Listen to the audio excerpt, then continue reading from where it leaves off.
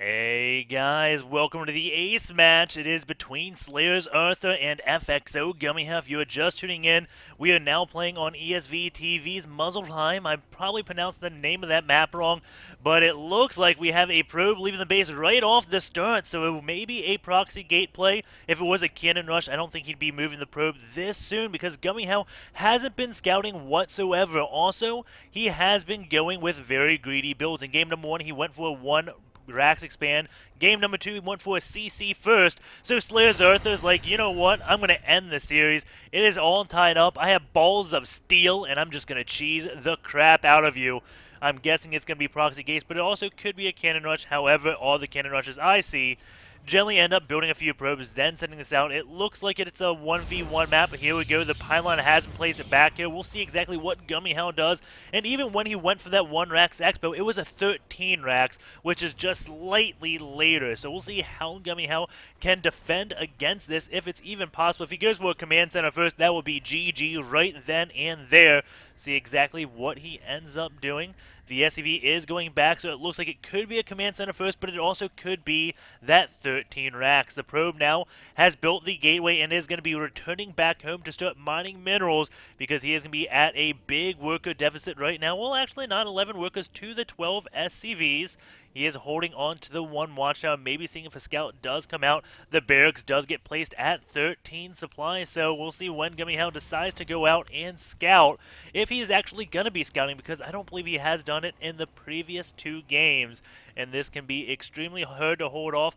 But if he ends up getting the supply depot right away, there is a good chance of him holding it off, walling off the Zealot, and we'll see exactly what Slayers.Arthur ends up doing if this does fail, because this is definitely an all-in if I have ever seen one. The probe is going to be coming in, going to go in at a normal scouting time.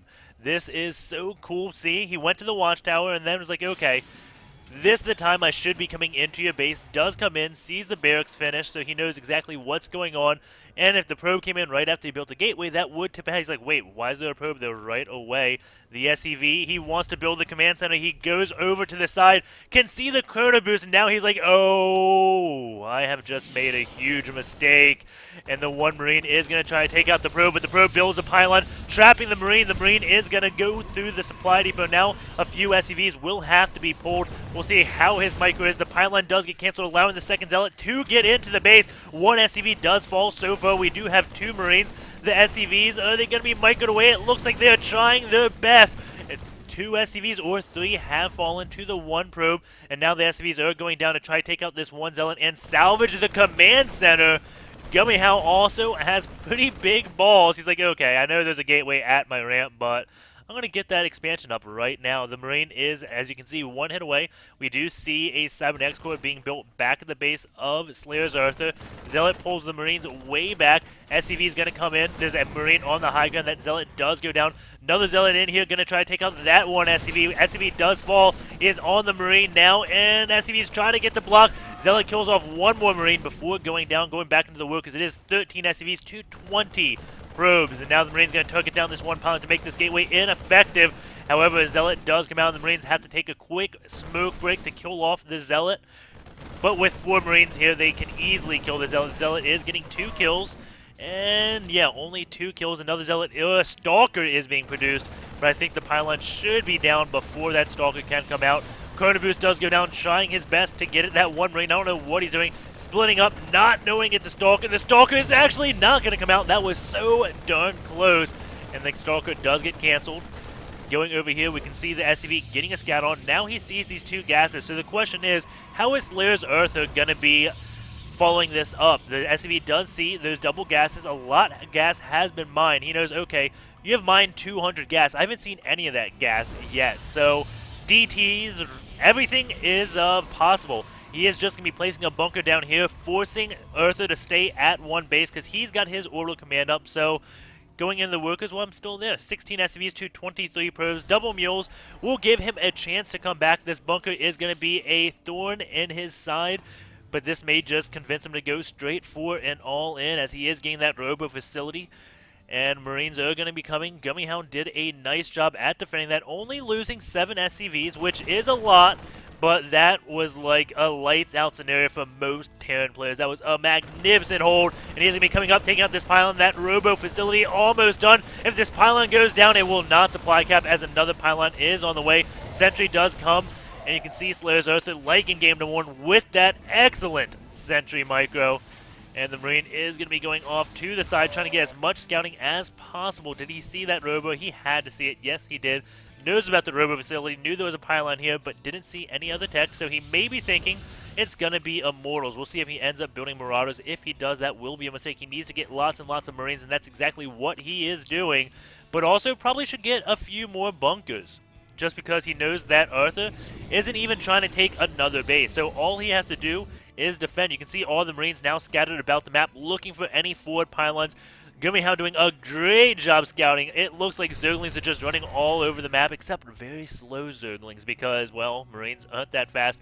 Really looking for a forward pylon, not finding anything of that nature. We do have Sentry Immortal right now. Going to have 2 Immortals out. The bunker is down there. Can kind of see the army. Stalker being warped in. And this does tell him, okay, you are not taking another base. The question is, when does he end up getting more bunkers? Right now, he wants to get as many units as possible, wants to build the bunkers at the last possible second. This bunker slowly going down. You can see Arthur not wanting to show his hand, just poking it down with as few units as possible, letting the shield. So right now, Gumiho won't know what the army composition is. If he just went down with the Immortals, then Gumiho would know exactly what's going on. So he tried his best to hide that army composition as long as he possibly can. Also hide the number of units he has. If these Marines get caught off in the middle of the nowhere, that will be absolutely horrible. We see Xel'Naga cabins on this, Xel'Naga towers on this map don't have the smoke. One Marine, though, very brave, goes in, sees that, so these Marines will go back. And like I said, I think it was game 1 or 2, I talked about the smoke and saying how much safer it makes those Marines. And again, just hiding what his hand is, moving out with a few Stalkers first, and now looking for any forward pylons, looking to try to engage this army away from his bunkers, which is a little bit odd. Maybe he's going to try to do a counter-attack with this handful of Marines, but he needs these back at home. He does have 3 bunkers, but Immortals are like anti-bunkers. They take them out so quickly with 2 Immortals here. This is going to be a very tough hold. All the units off on the side, so they are going to try to do a counter-attack. Will he have enough units back at home? Going to be getting another bunker. SCVs being pulled off the line so they can start repairing, but these Immortals have done such a good job at staying hidden. I don't think Gumiho knows about them at all. Marines are going to be coming, but he can warp in a few sentries, force field this indefinitely, and just win the game with this push. It is all going to come down to here. The 4th bunker is up, so he is going to have all 4 bunkers, and those Marines are going on. And I think the pylon just maybe scouted that. That was odd. SCVs repairing a little bit late, going to be attacking. Great force fields do go down. No repair whatsoever. You can see this army just storming ahead, picking off all of the bunkers. These Immortals just sitting in the back, being the big damage dealers. Those Marines, though, going into the main base. Going to see what they can do. Another bunker is down here, but there are 2 Immortals out. He's putting more bunkers back at home. Probes and Zealots over here. Those Marines are surrounded, and that's enough Zealots to clean up those Marines as this force is going to be coming in. 2 bunkers almost completed, and that won't even be enough. Force field goes down, trapping these SVs on the low ground. Bunker is complete. A Marine does get in. That's going to have to be 1 baller Marine. A few of his friends do join, but those Immortals have not taken any damage whatsoever. 8 kills and 8 kills, both of them equaling 8. Forward pylon is placed right here. Reinforcements are coming. Units tab. 23 SVs versus 18 probes. It's still 1 base for Arthur, but I don't know if there's a possible way for Gumiho to actually kill all these units. The barracks are producing what they can. You can see that stim pack is being researched. Maybe if he has stim, pulls off the SCVs, he may be able to kill off the Immortals, but the Stalkers are going to be so hard. Those Marines trying their best. The Immortals, you can see, just obliterate them instantaneously. Now this command center is going to take damage. This bunker is going to go down. Stim not done, but he realizes he has to go right now. Turning down 1 Immortal, does get 1 down. Yes, 1 Immortal does fall, but all the other units are now coming on in. And this not looking good. Marines running back to the bunkers, but these units can just go skate around the bunkers.